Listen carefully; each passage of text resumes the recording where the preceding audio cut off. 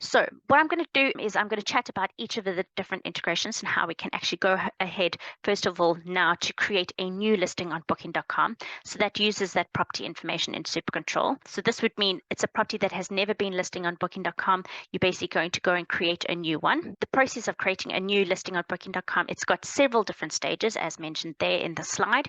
The first step is basically we need to establish whether you actually have a contract in place with booking.com or whether this is the first time you're connecting with them.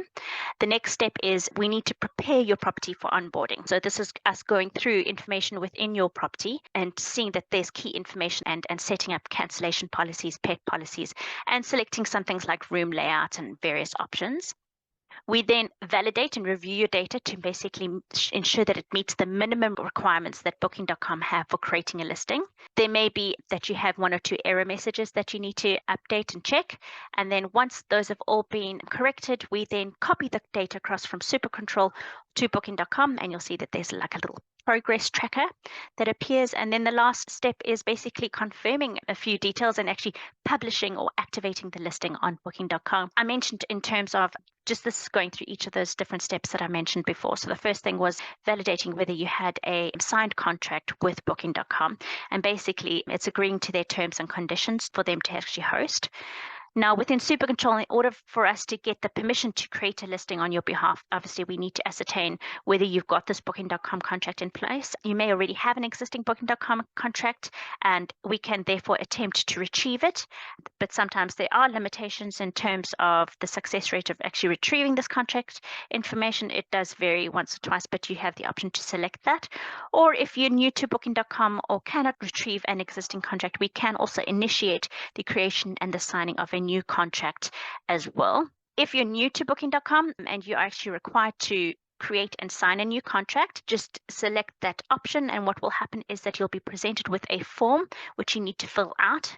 The form is quite self-explanatory, and you'll see that the fields have these information bars towards the right of them, but that gives you information about what information they're asking for and the purpose thereof. It is advisable to fill out as much as possible of this, whilst just you have to duplicate the process a little bit later on. I wanted to just let you know that email addresses can only be used once when creating a contract. You cannot go and create a new contract with that same email address, just so you know. Okay, once you go and select create a booking.com contract, what actually happens is that we submit your contract request, and what will happen is that you'll actually receive an email. This is the first one here where you would actually be requested to sign the accommodation agreement review. Once you had submitted and signed it, you would receive another email together with your contract attached to it. You'd also receive an email where you'd ask to set up a password for your extranet. Now, the extranet is basically where your listing is created and where you have host features where you can actually set up certain things within your extranet account. So what will happen is that you just need to create the account, and once you're all set, what will happen is that you'll see this onboarding screen will update basically to reflect the status of your contract. So for example, here it's everything has been fully updated and reflected that you've signed your contract. And also, if you did not receive any emails, you'd also have the option to resend these emails to you. And then once you've got this message on your onboarding, you are now ready to onboard your properties, and you would select that. If, however, you had tried the opposite, you're already with booking.com, you have an account with them, we now need to actually connect with that contract. And what happens is that we need to retrieve your contact information. You can put in your email address for which you have signed the contract with booking.com. Generally, we use the email that's within your general contact details. If this is different to what it should be, you do have the option to change the email and reset the email towards the right-hand side of that. So you can just change that to what it should be. And then once you've selected the retrieve booking.com contract, SuperControl will send you an email just to verify you are actually the owner. You are then required to confirm a partner agreement that we would be your listed partner with booking.com. Once that's done, we retrieve your what's called a legal entity ID, and we assign it to your account. And so then we go on to that next step of actually saying that onboarding page within SuperControl. Once you've actually got the contract in place and things, you then have to go ahead and do the step 2 of the onboarding process, which is basically prepare your account for onboarding new properties. Basically, Booking.com requires information about you or your company and basically what you are about, essentially what we would call your host information.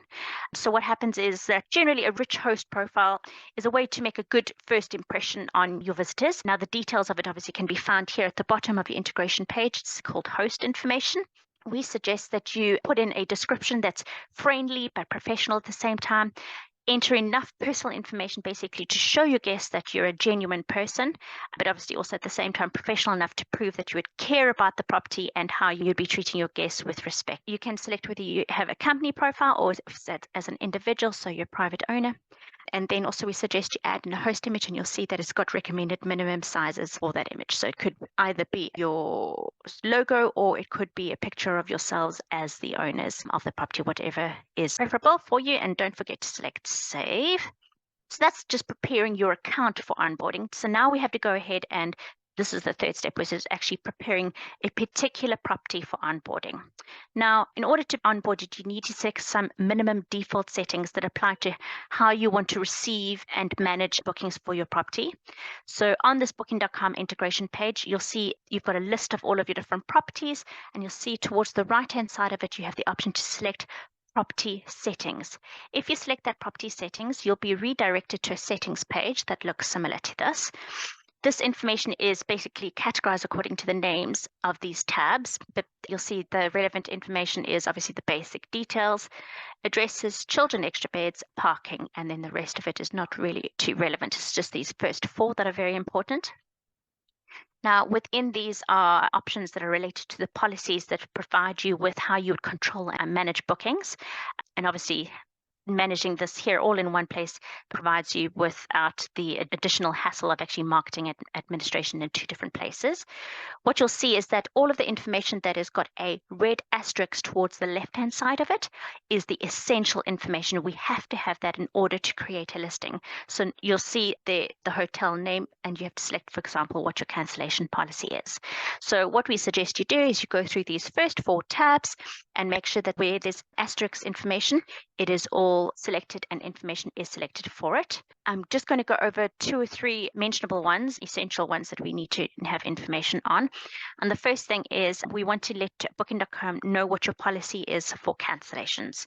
You'll see this under your basic tab. You'll see that there's cancellation policies. You'll see we've listed them. You can select here for your recommended and popular policies, because if you select down here all the cancellation policies, you'll see it's listed. We just list all the recommended and popular policies right at the top just to make it easier for you to select.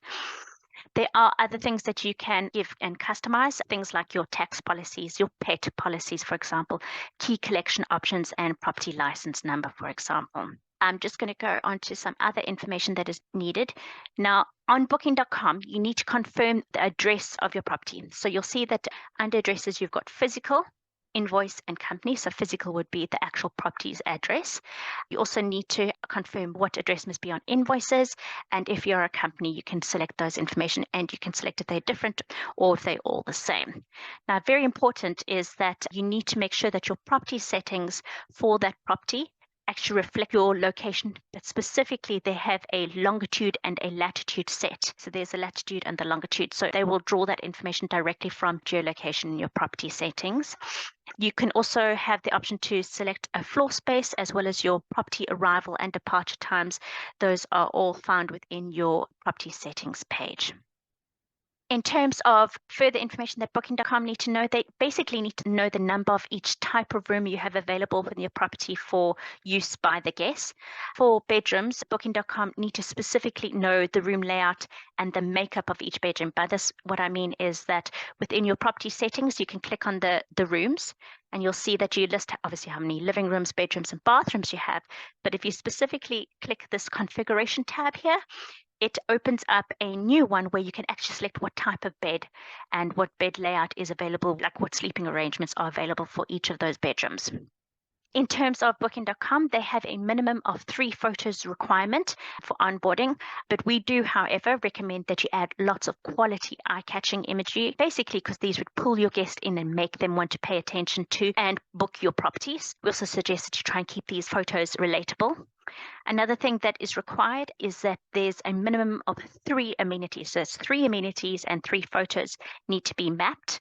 So you can do this within your property settings, specifically under amenities, where you can go and add or edit any of the amenities that will be mapped across to booking.com.